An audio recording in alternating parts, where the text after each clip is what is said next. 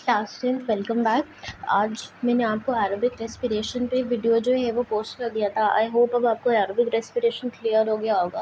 What are the different steps of respiration, ये भी आपको एरोबिक रेस्पिरेशन वो भी क्लियर हो गया होगा।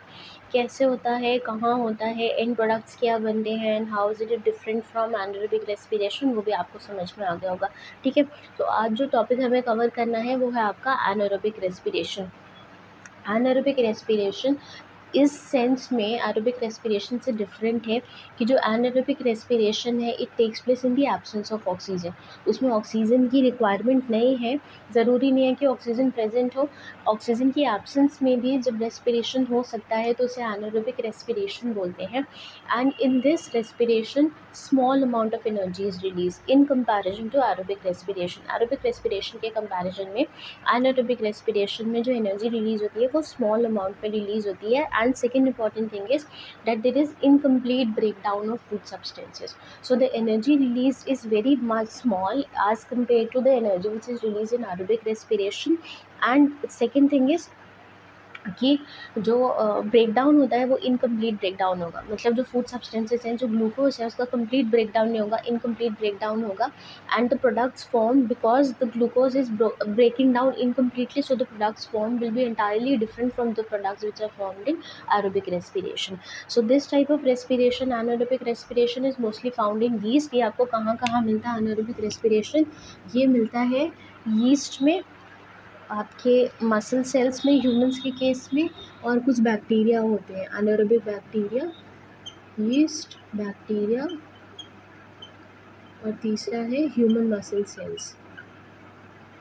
ठीक है, यहाँ पे मिलते हैं ये दो पार्ट्स हैं, ये या एग्जाम्पल्स हैं जहाँ पे आपको एनारोबिक रेस्पिरेशन करती शो होता है, मतलब परफॉर्म करता हुआ मिलेगा।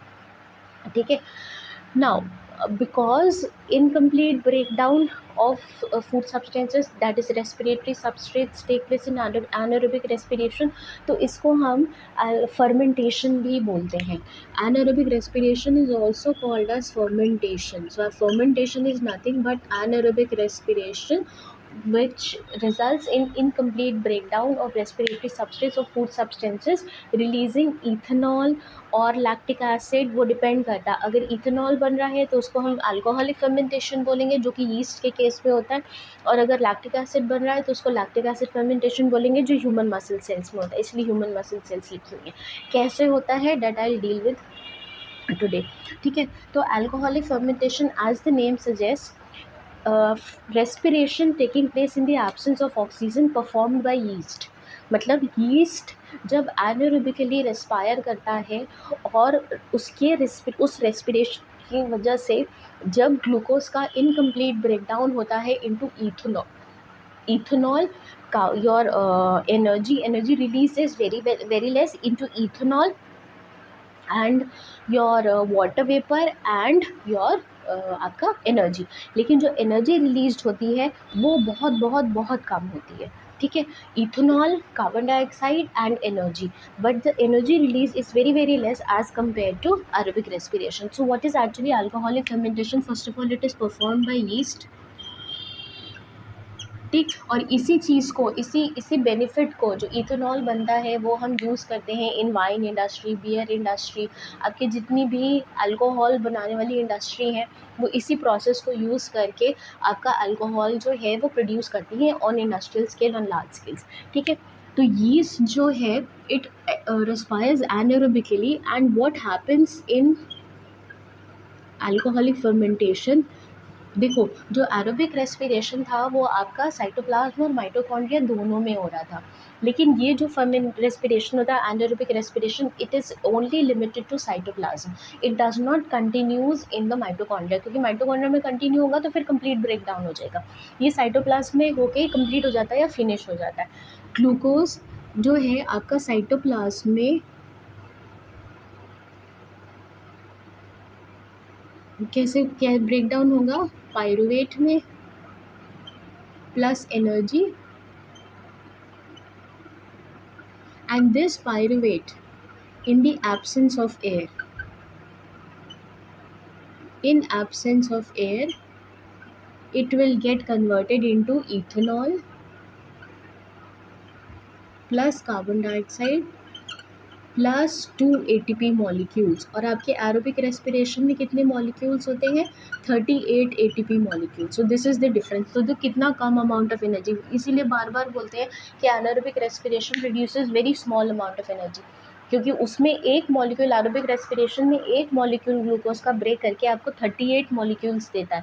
और वही ATP, एक ATP मॉलिक्यूल जब ब्रेक डाउन होता है, जब उसका terminal phosphate linkage break down होता है, तो 30.5 किलो जूल्स पर मोल एनर्जी रिलीज करता है।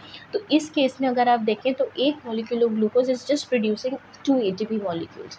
तो बहुत डिफरेंस हो गया, 36 ATP मॉलिक्यूल्स का डिफरेंस हो गया in aerobic and anaerobic respiration. ठीक है, तो ये जो प्रोसेस होता है जिसमें ग्लूकोज पायरुवेट में ब्रेक डाउन होता है, इसको आप ग्लाइकोलिसिस बोलते हैं। This process is called as glycolysis. Breaking down of glucose into pyruvate is called as glycolysis. ये कई बार पूछते हैं एग्जाम्पल में, मल्टीपल चॉइस क्वेश्चंस में ग्लाइकोलिसिस दे देते हैं, देन दे आस्क यू कि ये है क्या। So breaking down of glucose into pyruvate is called as glycolysis. तो ये पूरा प्रोसेस जो है साइटोप्लाज्म में होता है, माइटोकॉन्ड्रिया में कंटिन्यू ही नहीं होता। So in alcohol is being produce, this is ethanol. Ethanol का फॉर्मूला क्या होता है? C2H5OH, इथाइल अल्कोहल, या उसको आप इथाइल अल्कोहल भी बोलते हैं, ethyl alcohol.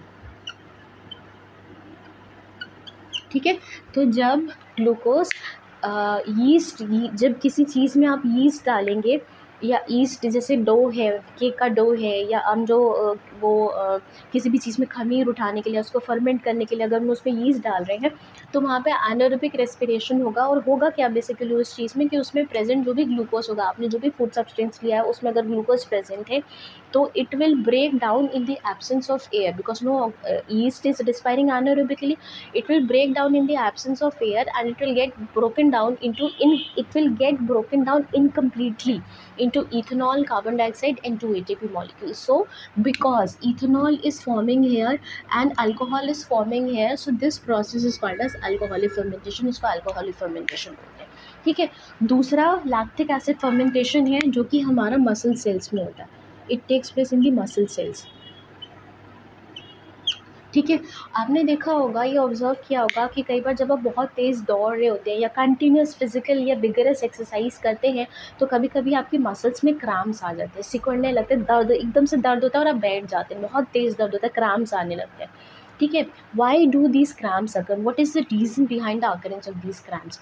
What happens is, आपको पता है जब आप बहुत तेज़ एक्सरसाइज कर रहे हैं या बहुत विगरस एक्सरसाइज कर रहे हैं या रनिंग कर रहे हैं बहुत ज़्यादा, तो आपकी बॉडी को ऑक्सीजन रिक्वायरमेंट ज़्यादा होती है, बॉडी ऑक्सीजन डिमांड बढ़ जाती है, ऑक्सीजन डिमांड, और ऑक्सीजन जो है बॉडी खींचने लगती है।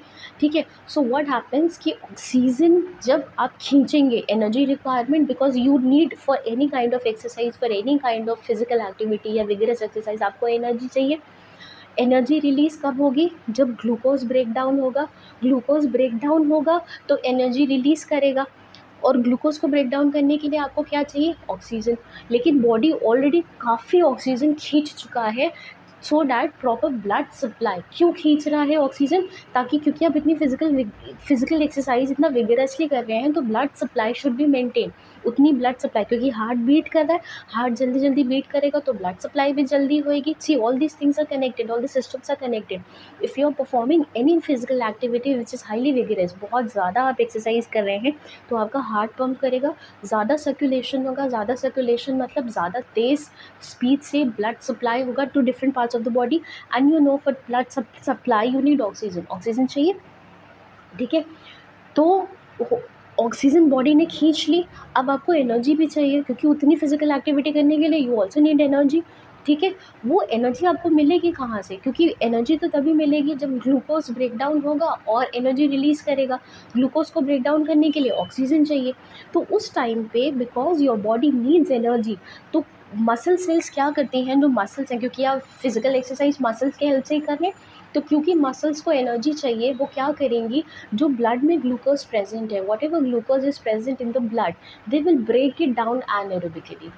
ठीक है, वो उसको एनारोबिकली ब्रेक डाउन कर देंगी एनर्जी रिलीज करने के लिए। उनका पर्पस सिर्फ एनर्जी रिलीज करना है. Why are the muscle cells performing anaerobic respiration? So that they can release energy and they require energy so that you can continue with your physical exercise. और हो क्या रहा है, उनको ऑक्सीजन मिल नहीं रही है, ऑक्सीजन सप्लाई कम हो चुकी है, आपको चाहिए एनर्जी. तो मसल सेल्स क्या करती हैं, उस डिमांड को मेंटेन करने के लिए, उस एनर्जी की डिमांड को मेंटेन करने के लिए जो मसल सेल्स हैं वो एनारोबिकली ही ग्लूकोज को ब्रेक डाउन कर देती हैं. ठीक है, लेकिन उस एनारोबिक उससे फ़ायदा तो ये होता है, उससे एडवांटेज ये होती है कि आपको एनर्जी तो मिल जाती है, लेकिन एक डिसएडवांटेज ये हो जाता है कि उस एनारोबिक रेस्पिरेशन की वजह से जो मसल सेल्स परफॉर्म कर रही हैं, लैक्टिक एसिड आपके मसल्स में जमा हो जाता है. जब वो लैक्टिक एसिड जमा हो जाता है, because every reaction that is taking place will result in formation of one और the other product, and when muscle cells respire anaerobically, they will break down glucose. If breakdown of glucose is happening, even though if it is an incomplete breakdown, some or the other product will be formed. कुछ ना कुछ product बनेगा. Yeast ethanol बनाता है. Muscle cells क्योंकि आपको energy चाहिए, वो एक ग्लूकोज को ब्रेक डाउन करेंगे.